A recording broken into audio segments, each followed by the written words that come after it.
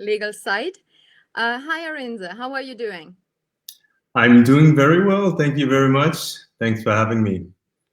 Happy to hear. So, tell me, who are you? Where are you from? What is your story? And most importantly, how did you get in contact with Afrolynk? Okay, well, that's a very difficult one to talk about yourself. Who am I? As you heard, my name is Arinze. I am a Nigerian German lawyer, entrepreneur, and most importantly, also a father of a little boy. He recently just turned 2 years, and I'm just loving the out of it. Anyways, um, I am. I grew up in Nigeria. I was around about 7 years old when I came to Germany, and also been in, yeah, mostly in an academic background. Decided to study law, and also obviously turned out to be a legal professional. But finished also my bar exam. Only then to say, hey, that's way too, I don't know, way too standard for me. I don't really want to pursue the legal profession as such, or the standard traditional legal profession. So what I did was I started to experiment a little bit, and I started to get into business modeling, get into the whole startup scene and startup world in Berlin. And worked in several startups, helped them to establish processes, business processes, but also the legal framework. Also, always being like the one-man legal department in these little early stage startups. And dropped out of one of them 2 years ago just to pursue my own stuff, like fulfill my my dreams, I would say, my passion of founding my own company. By then, I remember telling myself, "You're not ready yet. I think I need one or two more jobs before I actually jump into building my own company." But then but then again, this is what you're never ready, right? So I just jumped right into it, and ever since then, I'm a founder of a little boutique legal advisory, legal boutique law firm, and and I'm also experimenting with other stuff. I recently got together with a friend, and we founded a malt beer called Berliner Malt. Yeah, I know you're from Munich, and you you do not appreciate me showing this, but this is the Berliner Malt, and you guys can check it out at Berliner-Malz with a Z.de. Check it out, or go follow us on Instagram. That's my story. How did I meet Afrolynk? I met Moses 2 years ago, the founder of Afrolynk, and we were both coaches or mentors in a startup mentorship program. I think it was the eBay Startup Cup 2 years ago. And we clicked, and it was 2 or 3 years ago. We clicked, and ever since then, as he's moving in the he's also very much contributing to the Afro-German community in Berlin. And we met several times. I went to Afrolynk the last 2 times, and I'm really loving what you guys are doing. We actually met in Berlin last year, I remember. We are having some people already joining us. There's from South Africa, Sam Tsima. He's been following us for all of our Afrolynk Expert live sessions. Hi to you from Vienna here in Austria, and Arinze saying hi from Berlin. Hi, guys. So I know we had the feedback lately that the entire topic about coronavirus, COVID-19, as they call it, is quite, people are fed up with it. So we're also trying to bring a lot of positivity. So you are an entrepreneur. How did it affect you in your entrepreneurship? Well, yeah, I totally understand the need to talk about positive things, but I also think that we would be blind if we not address the elephant in the room. We need to talk about it and we need to take it seriously, right? And only looking at things super positive. I mean, there's this there's this phrase, toxic positivity. That is also something, a phenomenon that basically makes you blind of reality as such. And me as a realist, I like to look at everything negative and positive. And I'm not a Christian, but you know what they say, God did not only create good. You know, if he creates everything, then he also creates, you know, crisis in that sense. So let's take it serious. And but I also believe that there's always a chance in every challenge that we face. And me as an entrepreneur, like I already said, I'm really bringing out an actual real life, like a product you can touch, which is totally different to tech products nowadays. And it really hit me hard because we are focusing on B2B right now and selling to restaurants and cafes all over Berlin. And all of a sudden, these restaurants and cafes don't have clients and customers anymore, or they're even forced to close, right? So everything is in a halt and everything is postponed. Everybody is waiting for the time after the bans and the time after the crisis as such, so that the economy can continue, or economic activities can continue. Well, I think this is a chance to just revisit your values, revisit your value proposition, revisit your business model, look at it, refine it, and also take a very close look at who are you serving to, right? And who are you approaching? Is it strictly B2B? Maybe you have an opportunity to also create a B2C section in your business model, and then pivot a little bit. I know pivoting is always looked at as sort of a negative thing, but I would also just look at it as adapting to our surroundings and to our environment. And yeah, just be flexible. Use the time to reevaluate where you're going, your strategy. Yeah, kind of like redo everything, go over it, Sorry? like going over it, checking for it to be okay. Yeah, exactly. But also, what we're doing right now is we are, you know, people forget. I mean, there's also this phrase, "Time is money," right? Yeah. But I think in this scenario, nobody's making money right now, but we have a lot of time. So Yeah. this actually proves this phrase wrong, that time is money. We have a lot of time, and what we can do now, we don't usually have a lot of time.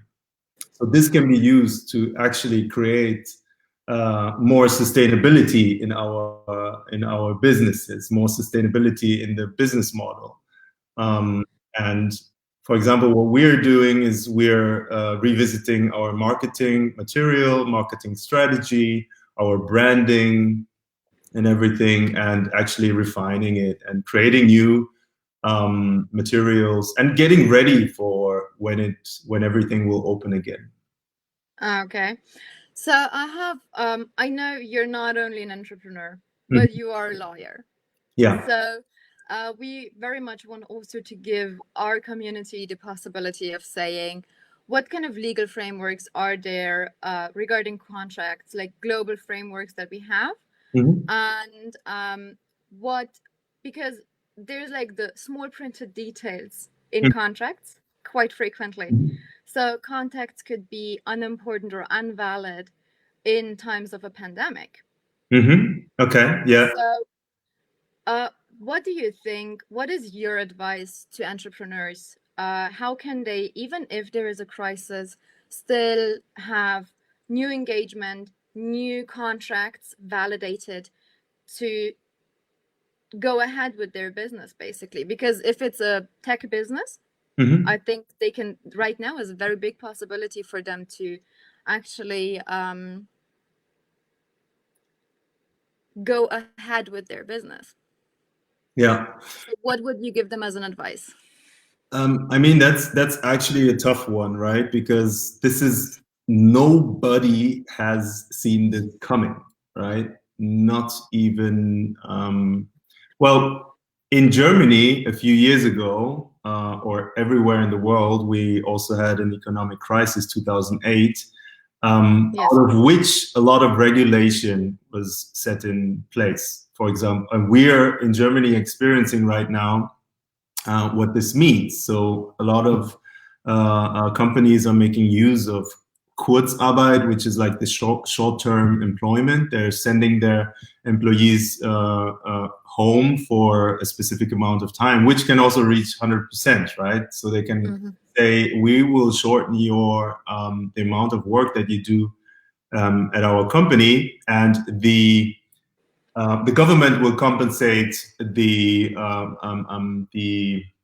lack of income for the companies, right? So 2008, something similar happened, and now today we're actually using these tools that were set in place, these legal tools that were set in place. When it comes to like defining your contracts, I mean, we have to look at the industries that were really hit hard here, and those are the events organizers, the artists, the events organizers, from which I know a few. And funny enough, I was actually one of my clients asked me, hey, how can I deal with this situation during the whole crisis? Because what he actually does usually, he lets you pay 80% in advance. And if you cancel that contract, then he just basically keeps the 80%. But with this global pandemic, so if you have a governmental ban, yeah, then he's not even allowed to fulfill the contract. So if both parties are not allowed to fulfill the contract, then he has to pay back the money. Yeah. Okay, so the advance payment they would be forced to pay it back. He would be forced to pay it back, and it hits him so hard. So what he's doing is he is proactively approaching them before they even think about the whole legal circumstance. He's proactively approaching them and asking them, hey, can we postpone? Maybe you can do your events at a later point in time, at a later point this year. And I think this is a strategy just to keep your clients happy, your clients close, and also approach them with compassion for their situation, and and also connect with them. So what I find in the business world, not in the legal world right now, but in the business world, is that everybody's open to talk right now, because we have time and we are all in the same situation. So we're all in the same boat. It doesn't matter where you come from. Exactly. Yeah. Yeah. And So, everybody is open to talk. And even if it's just like, how are you doing? How is it on your side? When can we talk? When can we get our businesses together? Let's start thinking about it today. Let's do it tomorrow. So I have a question from David. It was regarding your marketing strategy. Yeah. In what way are you going to change it? And what was it before? Like, what was it and what is it going to be? Like, what have you realized through the crisis actually that you have to change in your marketing? And I think it's a very interesting question, because we have to change something about it. Sure, definitely. I would actually, it's again, a tough one, because what because actually my partner is the guy who takes care of marketing. Yeah, this is Okay. out for me, so I can make mistakes in my answer right here. So I have to say, we, unlike any other very validated startup or business model, we are validating our business model on the fly. Like each week, each month, we find out new things. I come from, I have a tech and like a fintech background, and my partner has he has an ad tech background. So we are not into brewing beers at all, right? None of us knows anything about that, right? So we are basically following a gut feeling that is more and more getting substantial, that is more and more getting validated, right? Our marketing strategy is still one focused on B2B. Yeah, it's still one very, very strict, focused on building a brand, building a feeling, you know, building something that is accessible to people, something that is very, very appealing to people, and then showing it to the B2C side, to the client side. They love it, by the way. It's super tasty. Go ahead, advertise your. Yeah, they really love it. I mean, all the Africans in this chat, they must know Maltbier is amazing, right? And in Germany, it's pretty much in Germany, it's pretty much yeah, underestimated, I would say, right? Not a lot of people go for it. Well, when it comes to the marketing strategy, B2B is very much about numbers. It's very much about relationship building, right? And what we did in the past was pretty simple, just to do cold calls and reach out to people. And basically, I'm very fortunate to have a partner who has a very, very good network, and within a lot of like C level in Germany. Mm-hmm. So this is pretty fortunate. So for us, it was more of a network thing, right? Tapping into this guy. Hey, can you do an intro to that guy, and blah blah blah. And this is how it went. But now we're more and more creating more. We're starting to create like kits and tools and little brochures and little elements that we send to them to show them that there's more to just a drink. There's also a story to all of this. Mm-hmm. There's Okay. also yeah, there's also class to it, and there's also, you know, we're trying to create a visual world around this drink that people can tap into. And this is the time to do so, and before we didn't have the time. Yeah. So basically, you use the time that you have on your hands now, staying home and following social distancing orders to Mhm. actually change something and develop and use this time for yourself to really reflect also and then find a new strategy. Mhm. Actually, we are having very many comments. We Yeah. are having South Africa again, Jayberg, Johannesburg. One of your clients is actually in the live I'm glad to conversation. there. She's also amazing, by the way. um, from Zimbabwe. And yeah, I think also networking and beyond is it's very important to say that even though that right now probably the situation isn't that easy, as you said, for your client, for example, Mhm. he can't have his events. But I think the conversation is yeah, people will start to have bigger conversations and longer conversations. David is saying hi. We have greetings from Cyprus. Thank you very much. So I think what is also important is to say, what do you think would be important for our listeners? Mhm. Not just from the entrepreneur side, but also from the legal side. What can they do right now? and how can they get through this crisis? Mm-hmm. Well, first of all, a lot of people don't really look at the legal side, and this is actually what brought me to create this brand, this legal brand, and law firm called Legal Side, because it kind of is the last thing people will look at. Yeah. Mm-hmm. When I think of the legal side, I think of structure. I think of sustainability.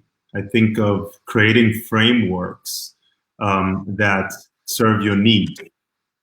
Um, to serve your need, you need to discover them first. So, as you said, this is a time to reflect, and this is a time to listen to your customers, to listen to your clients, to listen to your customer base, and also to listen to yourself. What are the needs you have, and what are the needs your company has, right? If you are basically, depending on your business model, right? If you are looking to invest, right, or your business is more into investing, then there are structures in place that will help you with that and give you tax benefits. Well, I'm only talking about the frameworks we have in Germany here. If you are a B2C, if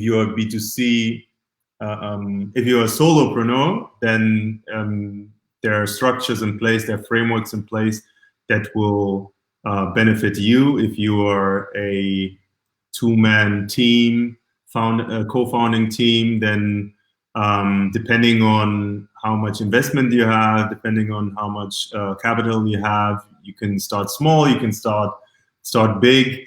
There are several frameworks that you can tap into. What I'm trying to say is that you need to know what you need, right? You need to discover your basic needs, and you need to create a plan. And when I speak of plan, I like to say it's not about the plan, it's about the planning. It's about the process of planning, because a plan eventually will fly around somewhere on your desk, and you might not even look at it anymore. But the planning will help you go through the next 1, 2, 3 years for sure, right? And when we look at the legal side, involve it in your plan, right? Keep it in your plan, because it is a great way to create structure and create a framework of what you're trying to do. So, speaking of the legal side, Mm. we have a lot of followers. We have a lot of people who are watching from Durban, South Africa, from Ghana, Helsinki, from our chocolate angel. Oh, I know her. Oh yes, she says it's nice to see Yeah. both of us. If people have questions regarding a legal question, how can people get in touch with you? Or is there any, I would say, global law that can be applicable at the moment, that it's not only applicable for Germany, but also for Africa or for Austria or for any other country or continent right now? How would you help the people, or how would you have the possibility to help the people at the moment having legal questions? Well, that's a tough one, because every country has their own jurisdiction, and and it would be possible for a lifetime of a legal professional to travel the world and get to know all the jurisdictions that are out there, and then that person will be an expert in everything. But every country also reacts differently to this situation that none of us has ever been in, right? So this is kind of setting us back, or setting every country back, and every country reacts differently to this. So when it comes to legal advice, I don't even think that I could be able to do so, and that I could be able to give legal advice. But when we maybe look at the abstract level of the contractual side of things, yeah. How do I deal with the deals that are still ongoing, the contracts that are still ongoing? Then that definitely would be something that I could give advice on, but not in general. You know, how to deal with the crisis, but how to deal with your business partners, how to deal with your customers. This is something that on the contractual side is very similar in each country. Yeah. So it's actually very interesting. I know the jurisdiction is different. I mean, Austria and Germany is next to each other, and we have so different laws. Yeah. When I moved from Germany to Austria, it was a total change for me, of course.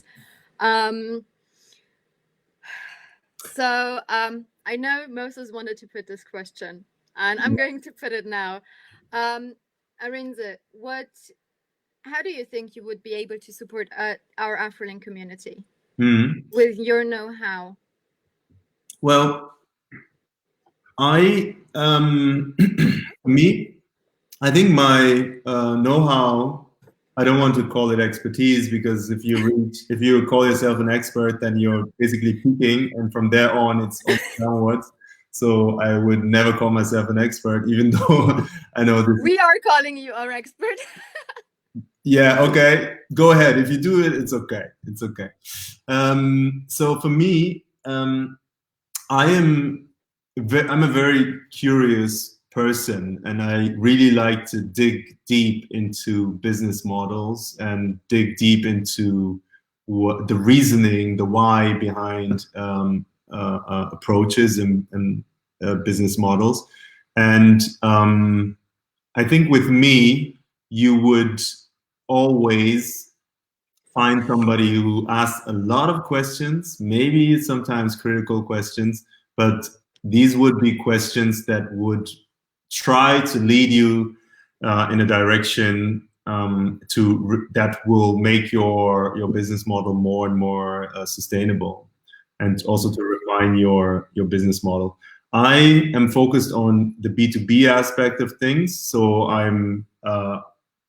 my knowledge is very much focused on deal management, how to talk to people, how to talk to businesses, how to talk to corporations. Are you talking to a corporation that's bigger than you, or are you talking to a smaller corporation? How do you adjust? How do you time your outreach, and so on and so forth? So when it comes to strategy, finding strategies and also content of outreach, so in the B2B sector, then I would be somebody that you could call on.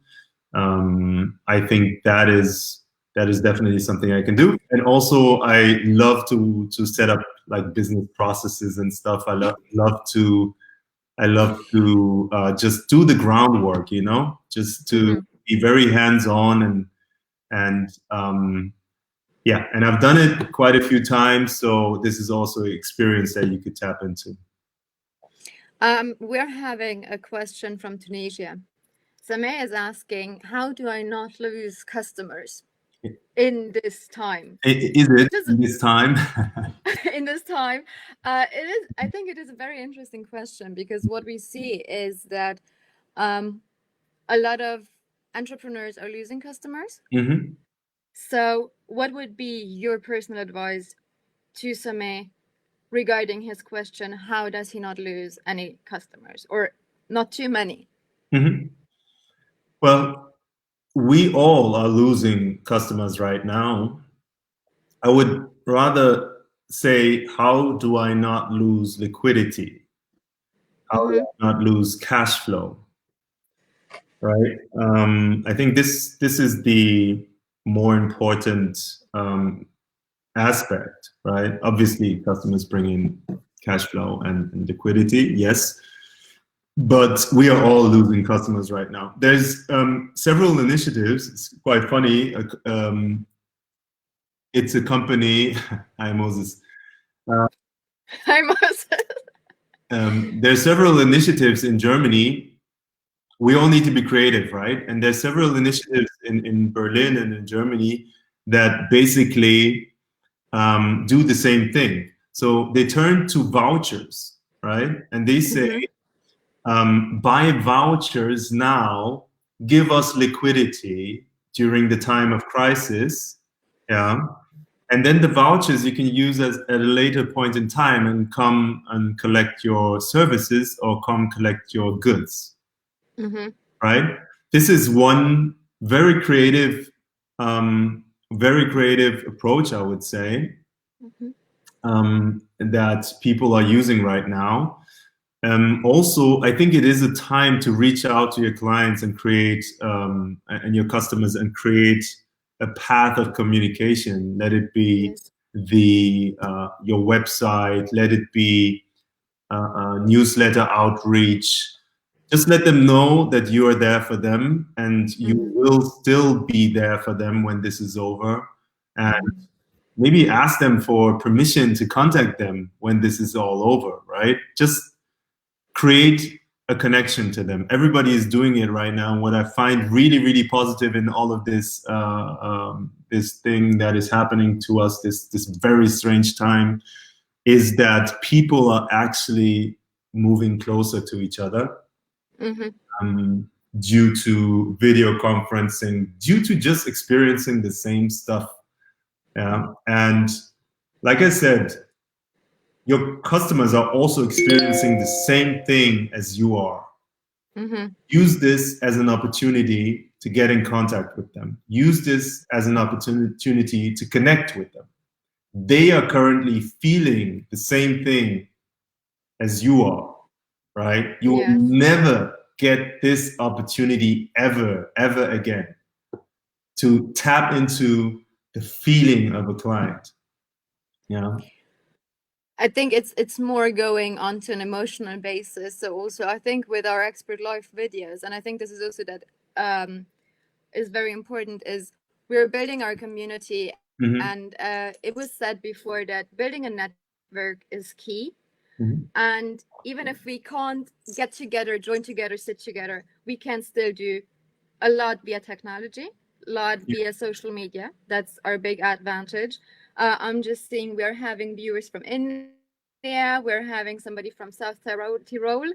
And I think this is just one example of how incredible, in what time we live, even though it's very hard for us, being isolated, being like in self-distancing, but it's still also helping us to kind of be together in a kind of way via social media.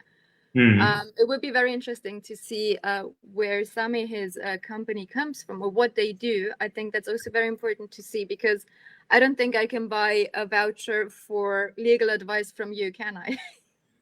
The funny thing is that I think that the legal professionals and others, like the tax advisors, they are having they are experiencing a huge workload right now, right? So this is you actually have to look at the specific industry and the specific services.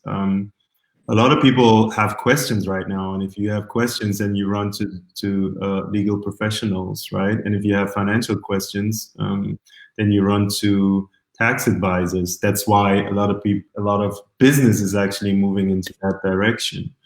Yeah, I think people who are losing clients right now, they have like this face-to-face contact with their clients. Those are restaurants. Those are everything affected with that, restaurants, cafes, and so on and so forth, right? And maybe I can add another aspect to maybe to the question that Sameh was asking. I think moving online and creating some sort of a delivery system online is the way to go these days. I've also seen restaurants that basically say, okay, now we have an online store. They are forced to create their own online store, and they have done that successfully, right? I think this crisis is showing us that that digital transformation should have come half a year ago, like where a lot of people are already like online retail, Yes. and so on and so forth. This is being enforced on us right now, right? Yeah. Moses is asking, what do you think will happen after the COVID crisis? And should we start having some bulletproof contracts to protect our business and our clients? What do you think about that?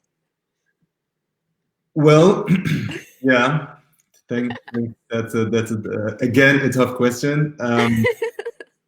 Are you familiar with the concept of the black swan? Mm-hmm. You know, this is the story of a time far before even Australia was discovered. Yes. People thought that there are only white swans, right? Yes. And then when Australia was discovered, they also discovered a black swan. And all of a sudden, this was in their world. Like the worldview of a lot of people was shattered, right? Mm-hmm. A lot of people like questioned everything they knew before. And Mm-hmm. it's just a symbol, a very, very small symbol of saying, Nassim Taleb, thank you very much. This is a very small symbol of saying, you know, we have just been hit by a black swan. Mm-hmm. And we don't know what is coming. We do not know what is coming. Now, if you look at if you look at what everybody is trying to do, is they're trying to create a prognosis of what is about to happen. I read something a few days ago, and that was like a reverse prognosis. So it was a methodology in which you set yourself in 2 or 3 months from now. Yeah, try to envision a time 2 or 3 months from now, September, October, yeah, and then look back at how this crisis evolved, right? And try to figure out the steps that you yourself took to get to that point, yeah, and then act upon it. Yeah, I think this is a more positive approach instead of, you know, going through the one by one steps through this crisis and just facing challenge by challenge, right? Start solution, start by where you actually want to be after this this crisis, right? When I talk about Moses asked about the bulletproof contracts. Yes, that's yeah. Michael is asking, he was planning on hosting a wine fair and it can't be done online. Yeah. I mean, today in the morning, obviously I'm trying to get off my phone in the morning, but sometimes I'm hooked. And I opened up YouTube and I saw a comedian doing an Instagram live. And he didn't have an audience, anybody to laugh at him or to laugh with him, but he still did it, right? How do you do all these things online? Everybody is trying to do these things online nowadays. Obviously, planning and hosting a wine fair online is crazy, and it would be a huge investment. Like just thinking, thinking how can you make how can you make this happen? It would be like you would send bottles of wine to all the participants then all of them would meet in a Zoom call or Facebook Live or what, and then all of them would pour in a specific wine and cheers to the camera and whatever, you know. So I think this crisis is actually enforcing creativity on us. Mm-hmm. I know, for example, like kind of like a community building Yeah. with my university. They're doing Netflix watch parties. Oh yeah. So yeah, I think it's something very interesting to a lot of people have changed their approaches, and Yeah, definitely. Yeah. maybe there it would be an idea to say, okay, we're sending a little bottle of wine and people could taste it and give their opinion. Mm-hmm. Sameh is writing that he has a computer selling company, hardware, Yeah. computer hardware. Yeah. And Samir, one thing, yeah. So what I experience, everybody's sitting at home right now. Yeah. Mm-hmm. Me myself, I love plants, as you can see in the background. I love plants. And within the time that I spend at home, like within 2 weeks, I got myself like 3 or 4 new plants, right? Mm-hmm. Everybody's at home creating, making their home a nicer place right now. And if you have a computer hardware, if you have a computer hardware business, then people are obviously trying to upgrade their computer right now because they're looking around and they're trying to optimize their environment, their closest environment. Mm-hmm.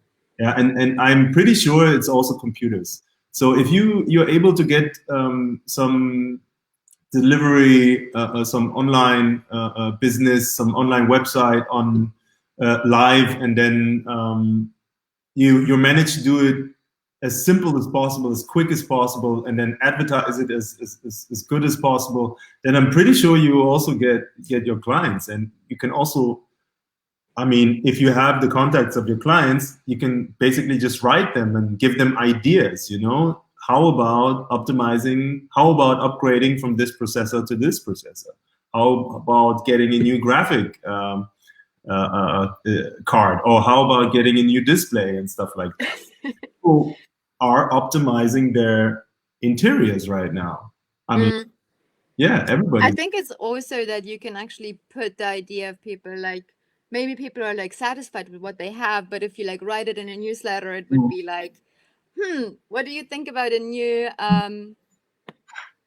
screen? Yeah. Sophia is writing, what are typical legal challenges that startups around you encounter?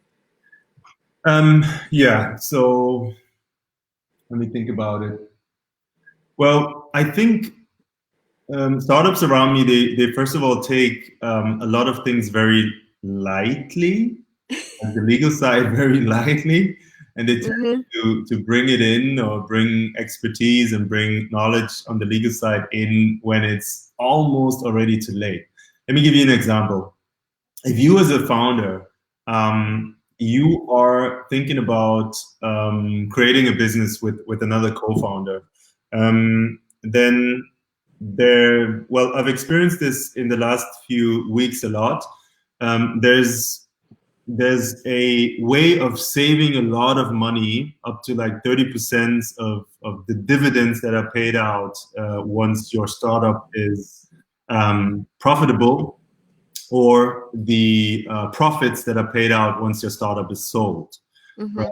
And this is by creating a holding company by yourself. A holding company is a company, you can think of it as a saving box, right?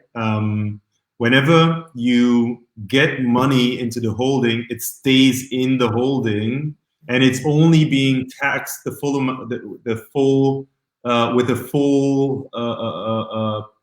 with the highest percentage when you pull it out and receive it as an individual. But if it stays in the holding, for example, you can reinvest. You can get I don't know. You can get yourself a car. You can hire your wife or your husband as a secretary or a secretary. You can, and so on. Your kids, if they're old enough. You can hire your kids and blah blah blah. And this is how you can get money out of it, right? Without having to tax it fully, like income tax, right? And yeah, next to the holding, with the holding, you create the actual entity, the actual legal entity that you want to set up, and that is the operational business that the holding owns for like 51% or 20% or however you divide it up with their co-founders, right? So this is something that people don't even think about. They just go to the notary and they say, okay, let's set up the legal entity. Bam. When that is done, yeah, that is done. You can't set up the framework afterwards, yeah, with the same tax benefits. That, for example, is something that I would always suggest if you have, obviously, if you have the capital to do so, yeah. Other than that, I think regulations is a huge issue. People don't look into regulations. People don't ask themselves, is my business regulated in any sort, in any way? For example, fintechs are very strongly regulated, and you would always have to go through a very, very enduring process to get the certificates, get the permissions you actually need. And this is also a process that I would strongly advise to have somebody look at on the legal side, definitely. Yeah. And that is, you have a lot of expertise, I can see. So you have a broad field of where you come from. You can pitch in every part, I would say. Is there anything else you would like to tell our listeners who are watching, our viewers, or for the people who are going to watch it maybe later? Any advice you can give for now, but also for later? Well, I think, I mean, for now, don't lose faith, right? Don't lose your light. Don't give up, and stick to your plan, or stick to your dream, I would say. Obviously, this comes maybe from I'm aware of being in a very privileged environment in Germany, where there's a lot of governmental help. So this comes from a perspective that is a very privileged one. I'm aware of that.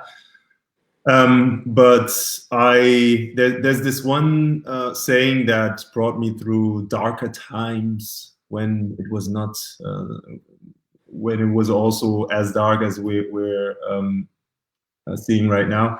And this is basically, there's humor in everything. Yes. You know, so don't forget to have fun. Don't forget to laugh. There's humor in everything. And don't, in the end, don't take it too serious, and don't take yourself too serious. This is the best, I think, the best strategy to actually get through a crisis like this. It's an amazing advice, I think. It's yeah, in German you would say Schwarzmalern, don't see everything too dark. I'm very thankful for the opportunity to have to speak to you.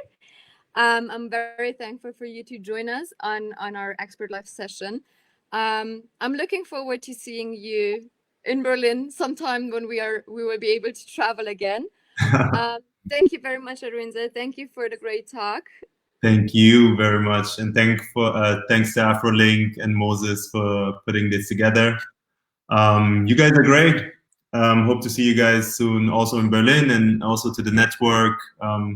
If you guys want to reach out, maybe I can drop my email. Is that something I could do, or do you want just? We can drop your email, your LinkedIn, whatever you want. Oh yeah. You guys can find me on LinkedIn. Just search for Arinze Odenigbo and just connect with me. Yeah, that would be amazing. That's great. Arinze, thank you very, very much. We're looking forward to seeing in person, hopefully very soon. And to our followers and to the people who are viewing, next week we will have another discussion together with Mali Baum. And I think that we are going to we're very much looking forward to our next sessions and to a personal meet very soon. Thank you very much. Thank you. Bye, guys.